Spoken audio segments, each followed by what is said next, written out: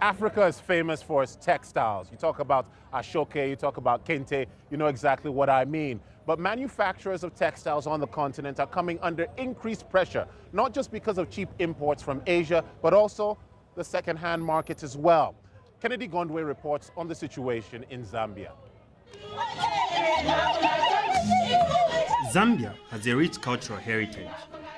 Events like this bridal party are a chance to dress up and celebrate the color, diversity and richness of African design. But traditional fabrics and prints like the ones seen on these party goers are disappearing fast.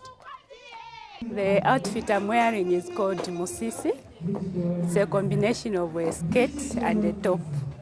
It is being worn by women and it has no age limit. Second-hand clothes are cheap. If you go to Salaula today, you can find something for 1 pin. But if you go to a shop, you cannot find an attire for 1 pin. Like in many African countries, Zambia's textile industry is struggling to compete against an influx of cheap clothing. It's coming from the mass market factories of Asia, but also from well-meaning Western charities who are flooding much of Africa with donations of used clothing. But the effect in both cases is the same. It's left local designers hurting.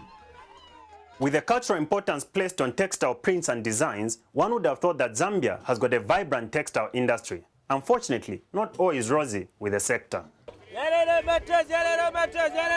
Donated Western clothes, locally known as Salaula, quickly find their way to the streets where they sell at huge discount to locally produced garments.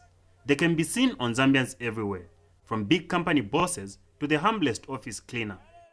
In the 1980s, it was thriving. I mean, you were talking about 140 companies employing close to about 25,000 people, contributing within the manufacturing sector, probably around 18 to 20% of the manufacturing sector GDP. Today, I think we have a big problem because you're talking about less than 50 companies, most of them which are struggling. Many Zambian designers are finding that the most effective way to run their business now is by working from home, selling goods directly to a handful of loyal clients.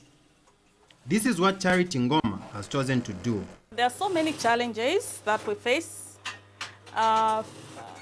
Of course, Zambia has no manufacturing companies in terms of fabric.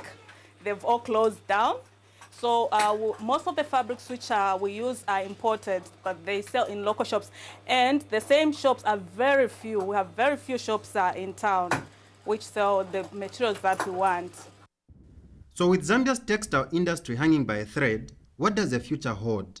The government admits it's a problem. We don't have the market size, the capacity to be able to produce. So economies of scale still remain a challenge.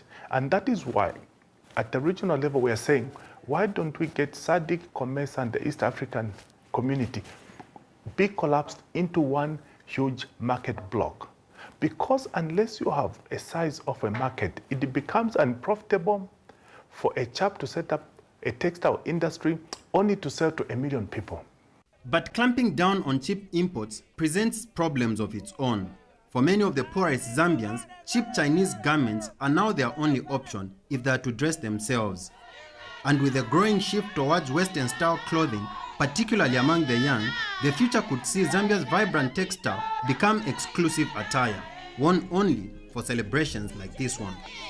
For Africa Business Report, this is Kennedy Gondwe in Lusaka.